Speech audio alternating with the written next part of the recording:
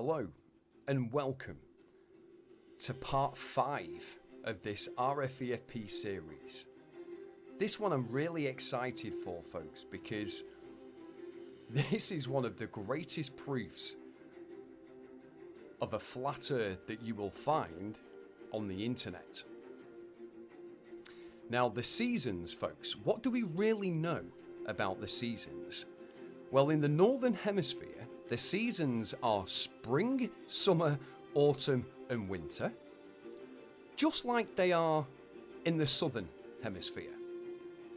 But the difference is, in the Northern Hemisphere, springtime starts from March, April and May, summertime runs from June, July, August, and autumn runs September, October, November, and winter December, January and February.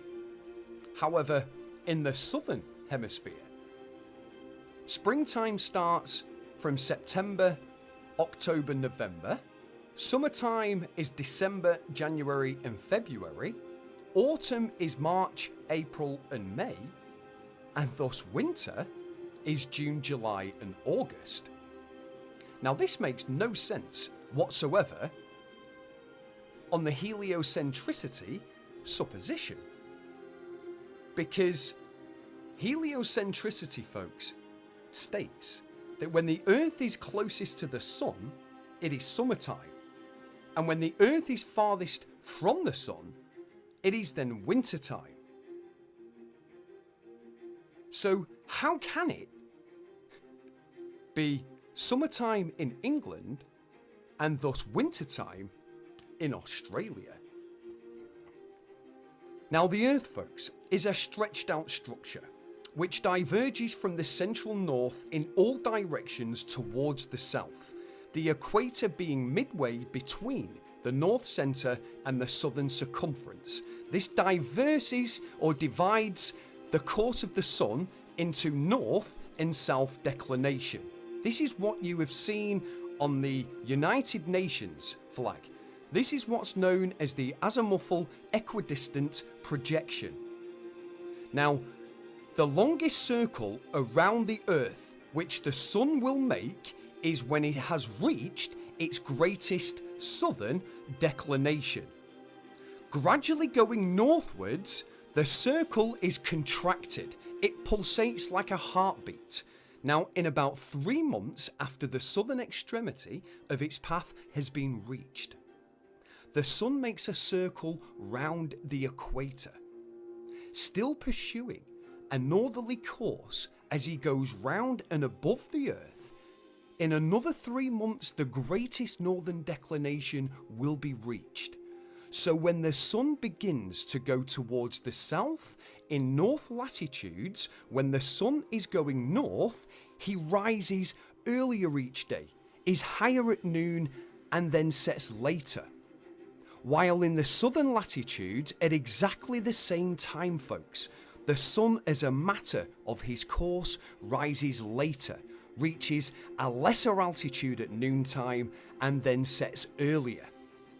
Now in the northern latitudes, during the southern summer, say from September to December, the Sun rises later each day, is lower at noon and sets earlier. While in the south, he rises earlier, reaches a higher altitude at noon and sets later each day. So this movement round the Earth daily is the cause, folks, of the alternations of day and night, while his northerly and southerly courses simply produce the seasons. When the Sun is south of the equator, it is summer in the south and winter in the north, and vice versa, folks. The fact of the alternation of the seasons flatly contradicts outright the Newtonian delusion, this Copernican theory that the Earth revolves in an orbit around the Sun. It is said that summer is caused by the Earth being nearest the Sun and winter being farthest from the Sun. So if the watcher, the listener, you Realise that according to that theory, when the Earth is nearest the Sun, there must be summer in both northern and summer latitudes. And thus, in like manner, when it is farthest from the Sun, folks, it must be winter all over the Earth at the same time, because the whole of this globe Earth would be then farthest from the Sun. In short, folks, it is simply 100% impossible to account for the reoccurrence of the seasons on the assumption that the Earth is globular and revolves in an orbit round the Sun. The Sun rotates around a flat, motionless, plain Earth. And this is exactly, folks, why the seasons are a real, and I mean a real, flat Earth fact on the plain Earth. Thanks for your attention. Thank you for watching. I can't wait for part 6 of this series. Subscribe if you are new to the channel. And you take care on this plain Earth. Look after yourself. And I will see you soon. Take care. Hello my friends. Welcome to part 18 of this RFEFP series. And it's about time we dwelled into one of the biggest known mysteries of our plain world. I'm very excited to bring you the Vokes Day, or the eclipse line of time. Time is the most valuable thing you can spend, so thank you for yours. Please get comfortable and turn your volume up, as this information is not readily available through the normal channels of controlled information. So what is time? Well, physics is the only science, my friends, that explicitly studies time, and even the smartest physicists agree that time is one of the most difficult properties of our universe to understand. However, if you are a geocentric flat Earth believer, it becomes rather apparent to see what has actually been done to confuse and hide the truth about time. Due to the fact that you look directly into where time originates from, the Zetetic Way, as a sort of chronologist, bringing you, excitingly, to the earthly eclipses, where 99% of all helio believers seem to think that an eclipse is a proof of a globed Earth and not a flat one. Yet the truth is, it doesn't, because an eclipse happens when one object in the space ether blocks another one from view. That's it. So in the sciences generally, time is defined by its measurement. So it is simply what a clock reads. Yet a large variety of devices have been invented to measure time. The study of these devices is called horology. And no, my friends, it is not a love of horror movies and films.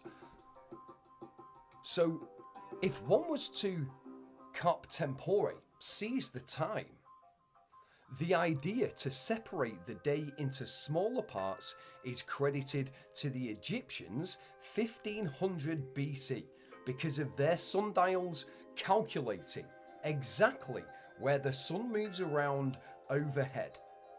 Knowing this and the position of the shadow marks the hour in local time. We covered the sundial way back in part 1 of this series.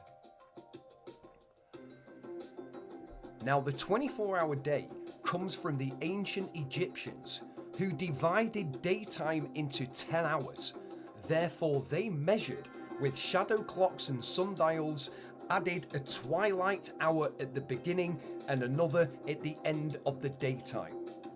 Nighttime was divided into 12 hours, based on the observations of the stars, the star transit cycles around a fixed, motionless Earth. The division of the hour into 60 minutes and of the minute into 60 seconds comes from the Babylonians, who used a sexagesimal system for mathematics and astronomy, which is counting in 60s. They derived their number system from the Sumerians, who were using it as early as 3500 BC. And thus, the first self-winding mechanism was invented in 1770. Now, Christian Huygens was a Dutch physicist, a mathematician, an astronomer and an inventor who is widely regarded as one of the greatest scientists of all time and a major figure in the scientific revolution because of his invention of the pendulum clock in 1656 was a breakthrough in timekeeping and became the most accurate timekeeper for almost 300 years because he was the first to use a mathematical formulae to describe the laws of physics. Observable, testable, repeatable. He also studied in much detail the Saros cycles of the lunar and the solar eclipses of our Earth. Now, the astro clock, first installed in 1410, and the oldest one still operating today, and the most accurate time clock we have on our plain Earth. And the fact here, folks, is that sensationally, it is based and calculated for a flat, motionless, geocentric Earth and not a heliocentric one. It's all there on the clock itself, as accurate as your birthday once a year, even the leap years. I wish more people realised when you study the astro clock in detail, the answers are all there for you to ponder upon. This amazing clock, my friends, still amazes people today with its precision of the apostles and the moving statues, and of course, its accurate visualization of time, like no other instrument on this plain Earth. So when one is looking into the eclipses of our past history, to all the ones believing in the heliocentric theory, it is very important regarding geo-Earth science that you must be aware that time zones were only formally defined recently. For example, the USA only passed the Standard Time Act in 1918, so 100 years ago. So when a so-called time is listed in a given time zone, that specific time zone might not have actually been in use in a given place at that point in history. So causes problems and confusion because it's all been changed. For dates up to 1923, there's another wrinkle. Different calendars were used in different countries. And this began when a huge change was made to our calendars, from the Julian to the Gregorian calendars, 1582. When the new Gregorian calendar was introduced to the Earth, the day number suddenly jumped forwards by 10 days. So on this site, all eclipse dates up to October the 4th, 1582 are all in the Julian or the Old Style calendar,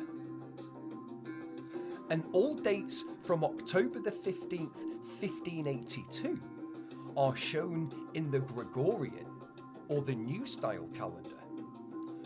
Thus again causes a problem. And unfortunately, the calendar change was implemented at different times and in different places. And as far late as 1923 in some countries. So for 340 years, there was a transition period in which both Old Style and New Style calendars were in use in different countries. Thus creates problems. Because where an event like an eclipse is seen much over the plain Earth, this may be dated according to the Julian calendars in some countries, and thus recorded in Gregorian calendars in others.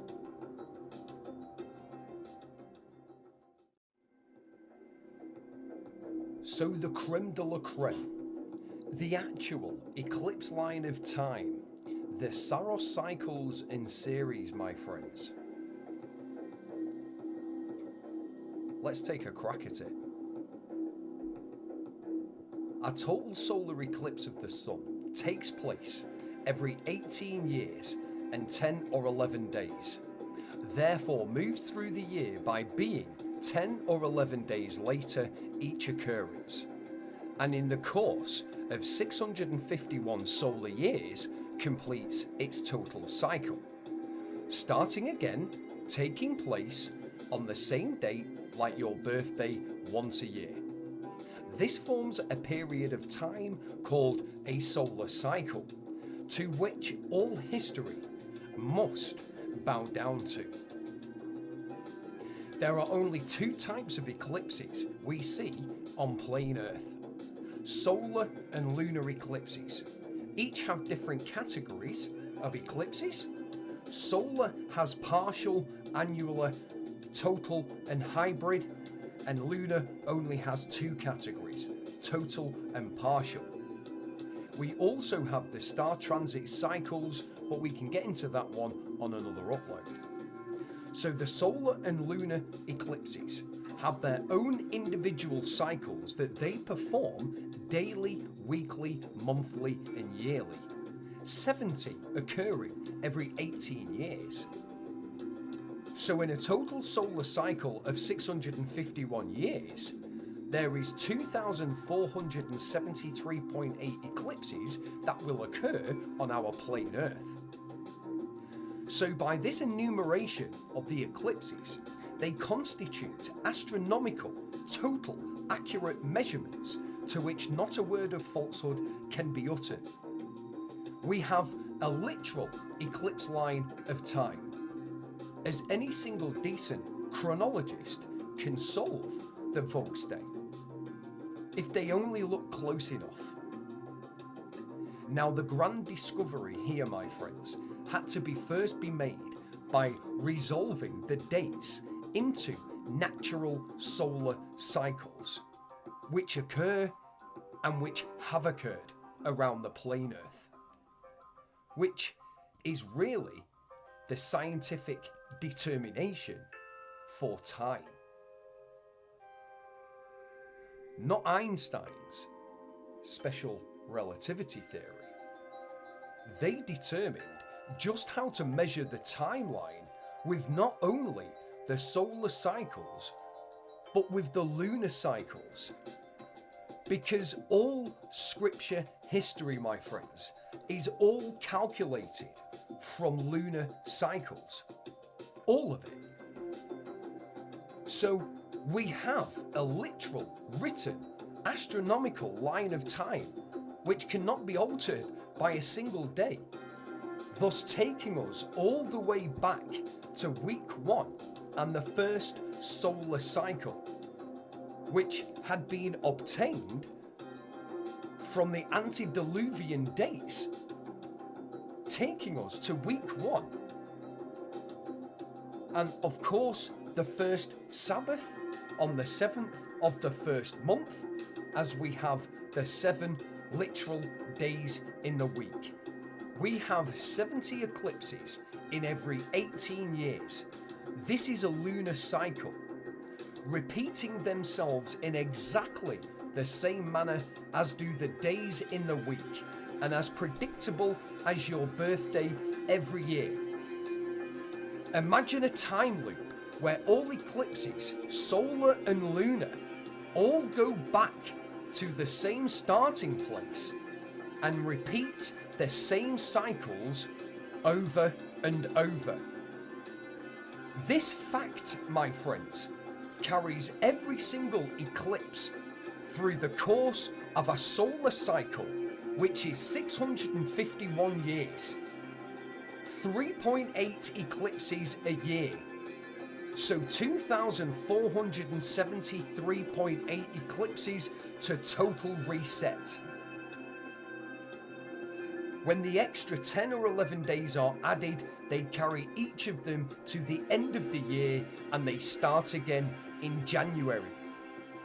In this way, every single eclipse tells us all our past times. They let us form the correct history, and it is only a matter or a question of arithmetic to work out all eclipses all date back to the creation year. A total solar eclipse had happened on 559 AD, precisely written by Moses, and then on 1210 AD, 651 years later, and then in 1861, a very significant date in history. And thus, my friends, the next total solar eclipse will be due in the year 2512. Let's see if that's right. Well, to be exact, my friends, the next total solar eclipse of the sun will happen on July the 14th, which is a Thursday, 2512. No matter what you read about lunar and solar eclipses on any contemporary controlled website these days from the space agencies, even about when the next NASA eclipse is due and when and what exoplanet we're able to watch it from if we were on it. But at least NASA's website, my friends, at least they conform to the 3.8 eclipses that happen every year. Yet most of this information about the eclipse line of time is not available anywhere in the controlled information system that we have. Now, nevertheless, in ancient times, peoples believed that an eclipse was a bad omen, a sign of gloom and doom. However, those who had knowledge of the eclipse schedule and who could predict it were very, very powerful people.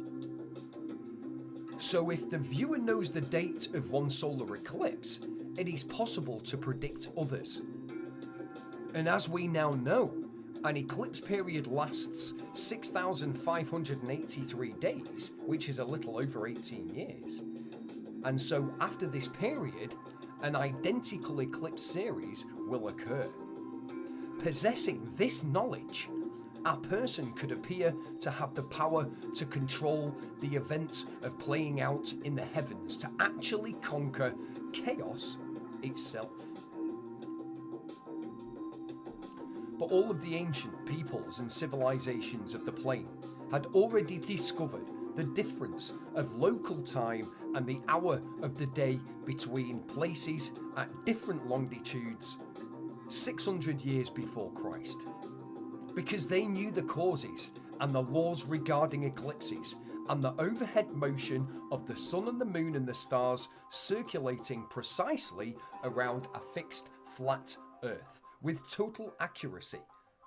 Timekeeping at its very best.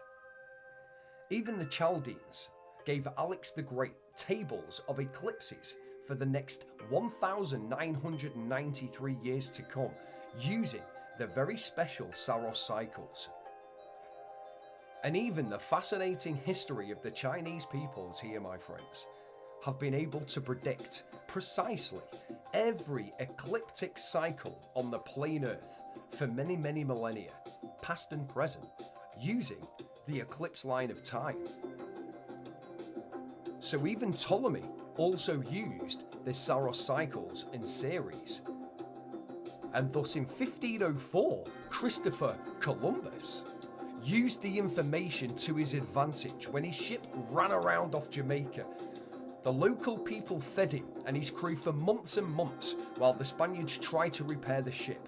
But after a while, the locals grew tired of giving and giving and giving. So Columbus actually threatened to take the moon away if the locals did not keep feeding his crew.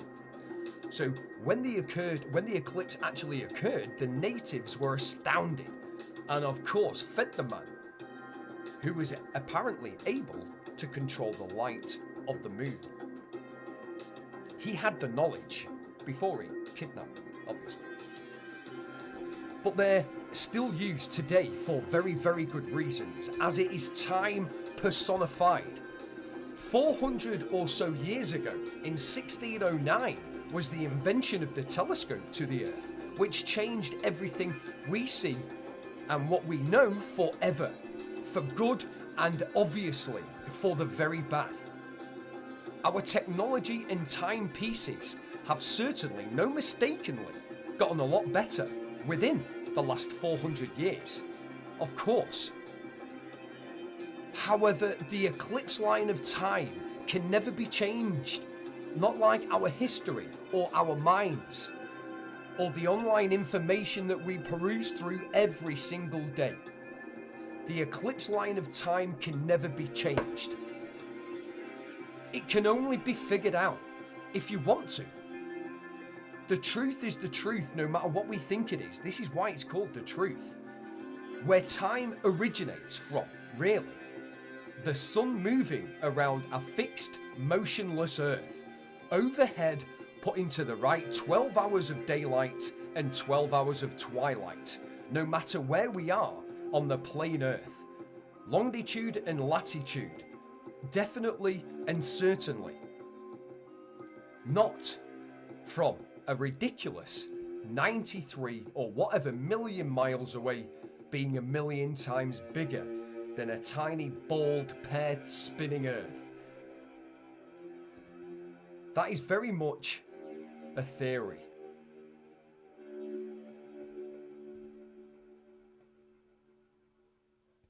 Whenever it's the best of times, or it's the worst of times, this is the only time that we have. And I just want to thank you for yours. A so-called SAR, if you will, which is one half of a Saros. It's you on the other side of the screen, or your phone, that makes the other half. Stay safe and look after yourself on our plain Earth. Love and look to you. Vox Populi.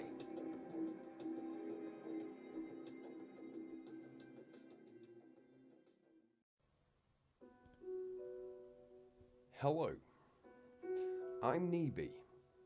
Thank you for your company at this festive and very special time of year.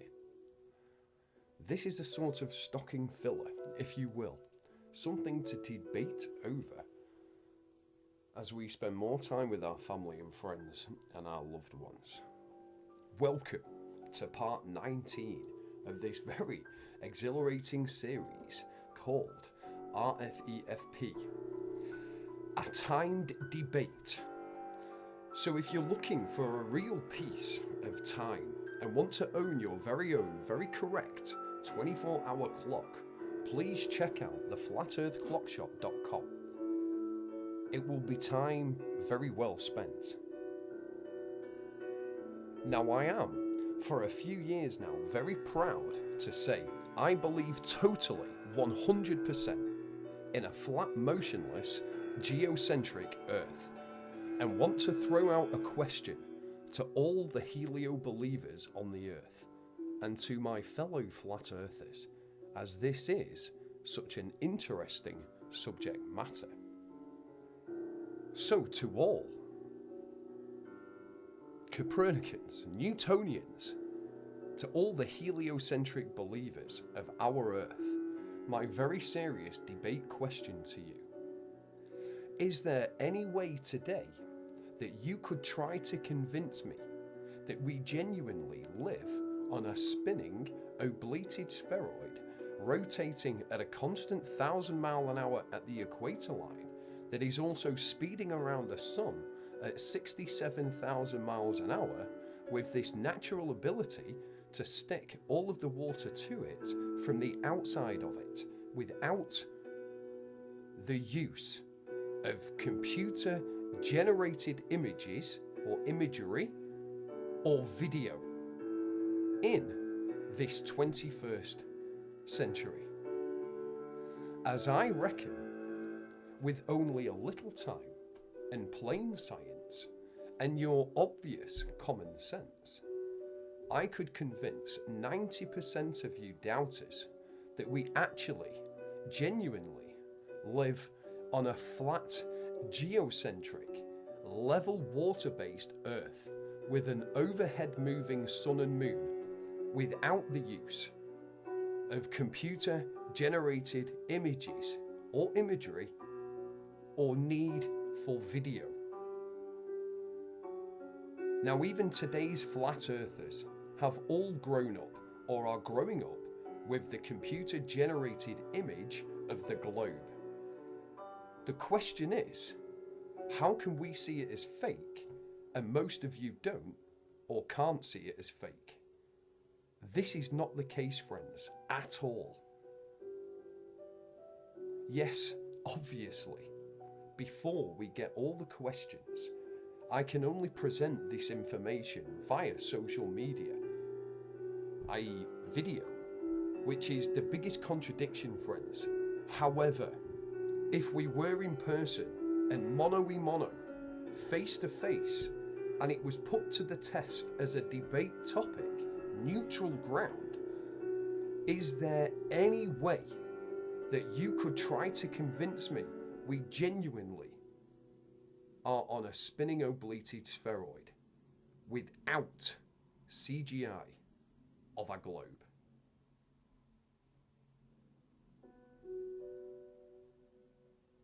What do your eyes see? What do your ears hear? What do your senses tell you? What do you walk on and around? And what do you drive on and around? What do you sail on and around? And what do you fly on and around? On and around, my friends, like a compass, which you can hold in your hand right now. A circle, a very large, by the way, plane circle, 360 degrees. There is no elevation drop to be seen, or any such thing as a curve to the earth, is there, really, without CGI or video? If you honestly think about it, in mathematics, friends, all spheroids must curve at a certain height, downward and away from any point on them, no matter what shape, oblated or globed. It's the shape. It's a must for a ball Earth as a mathematical certainty. Take a plane ride to a foreign country, or take a trip on a hot air balloon. What do you see? Drive from one state to another. Drive to one part of a country to another. In fact, drive all over a country, even fly around one, you will still see the same flat earth, won't you? Our eyes, friends, do not deceive our perception, only our vanishing point. No matter at what distance we can travel to, up or down, straight, left and right, you will always see a flat earth, won't you? At what point does the earth present itself to something, to you, completely foreign to what your senses are telling you? Where is this ball-shaped earth? When you go in a small rowing boat, a kayak, on a cruise ship, maybe you have your very own yacht, you will always see a flat horizontal horizon line in all directions. Even in a submarine that uses periscopes, they see a flat, clear line of sighted vision above the water as it's flat and level. With a few waves in motion, of course, friends. They work because the water is mostly level flat, as the surface of all standing water is flat. This you can see, even using a spirit level, which is filled with what and why? If the earth has at least 72% level water, that leaves only 28% dry land.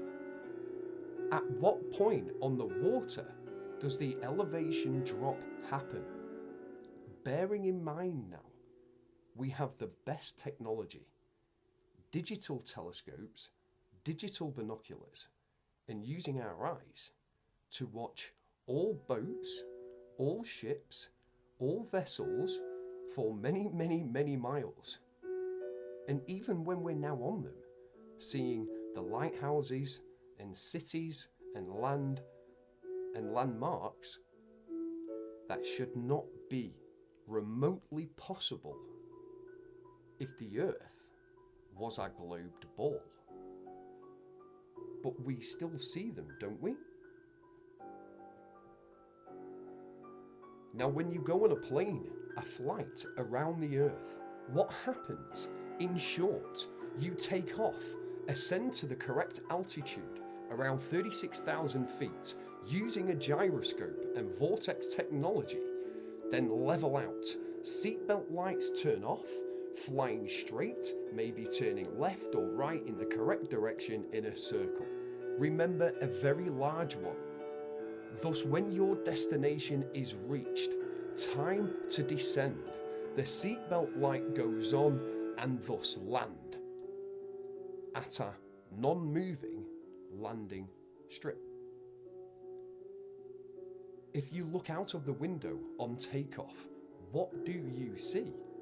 All things getting very small and very flat until the clouds cloud your vision.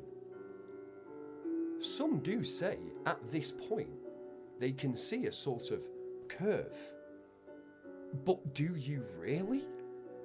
When the window itself is curved from the outside? Next time you're on one, look right up close to the window. There is nothing but flat to see. Hence, if it was square, you would still see a completely flat horizon. Of course, there are no tricks here. Maybe sit on the wing, or better yet, friends, jump out of a plane and see it if you're not too scared to look around at a distance of what, 10,000 feet? The earth is completely flat. If you can purchase a HAB, a high altitude weather balloon, which we can do now in the 21st century, and are able to get to a point of over 100,000 feet up above the earth, under the right conditions, of course, and the Earth is totally flat. You can see it if you record the footage for yourself in real time. Yes, it's video, but it's your own. No special effects or fisheye lens, just real, unedited proof of a flat, motionless Earth. If the Earth is some sort of bald globe, the Earth must, and it really must, friends, at some point curve towards the mathematical shape of an oblated spheroid, downwards and away.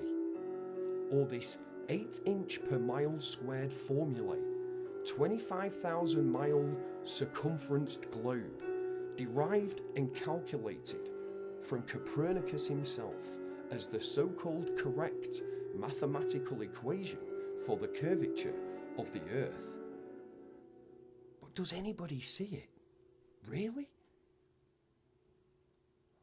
I can't see it, and my eyes are wide open. Not shut. So when the Nasarati boys got to the height that was supposed would be a very much able distance to see a curved bald Earth, especially after 500 years of heliocentric solar system indoctrination onto the masses, they had realised very, very quickly that the Earth is very flat, no matter how high they go. And they have a massive big problem to sort out immediately. Do they tell the truth, or do they lie about it? Now, thanks to a little gem of information, we have the raw unedited footage of them doing just that in low Earth orbit. And over the next coming years, they have gotten better and better at it. As we know, practice seems to make perfect. So if NASA and any of the other space agencies ceased to operate, shut up shop for good, and there was never another space movie or TV show made about heliocentrism, all movies and TV shows were only made here on and about the plain Earth and using the imagination and the science that it has to offer, using the beautiful animals, the people, the unfounded mysteries that we have and yet to be discovered. How could you ever believe that you genuinely live on a spinning, oblated spheroid moving around the sun at a ridiculous 67,000 miles an hour? If you watch the sun and use a shadow clock or sundial, even put a rod into the ground to create a shadow mark, you can see the sun moves around overhead every day. And with its magical zodiacal light, which attends the sun in his daily circuit of our Earth. And no, this is not the crepuscular rays, because this phenomena, zodiacal light, still baffles most leading astrophysicists, so it's best not to talk about it. Well, let's. After sundown, it appears in the western sky, the point where the sun has disappeared behind the horizon, being the centre of its base, from which it slants to an apex, often extending upward for 90 degrees. It's there, friends. It's very observable when you know what to look for, proving, once again, scientifically, the sun moves around the Earth. The sun moves in a spiral line, winding like a screw, pulsating around the Earth, southward from June to December, and thus northward from December till June. Therefore, every day, subsequently stays behind the stars about 4 minutes or so, thus marching through the stars within the year, hence all the zodiac signs, and your birthday comes around every year.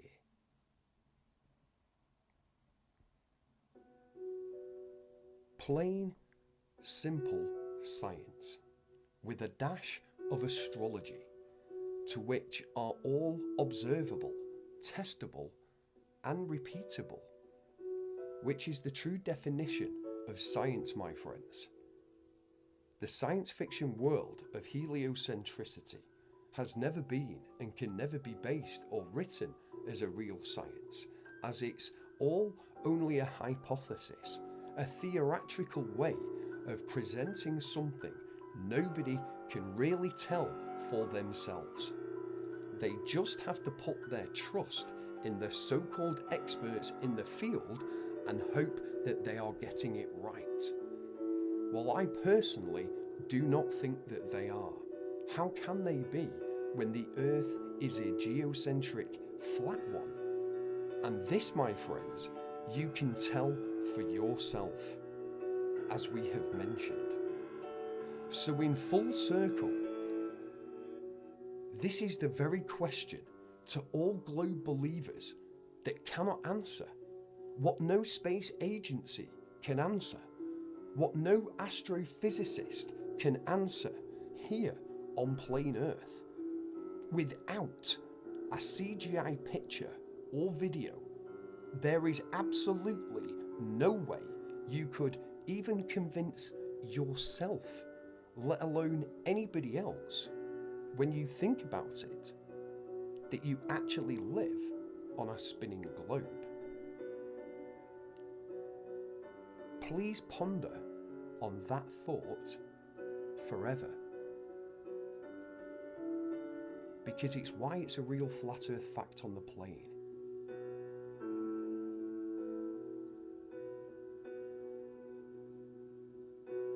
So as we close this upload and the year, I would like to thank the Earth for a very special 2019. Thank you, YouTube, and thank you, the viewer. Wishing you happy holidays and festive joy. Please look after yourselves, as I will be back in 2020 with part 20 and a few little surprises along the way. Thank you to all the subscribers and the viewers this year. I do hope all your dreams come true for the coming new year. Bear this question in mind. Without that picture or video, there is no way you can tell you live on a globed Earth. Maybe it's not as crazy believing in a flat geocentric Earth as you first realised.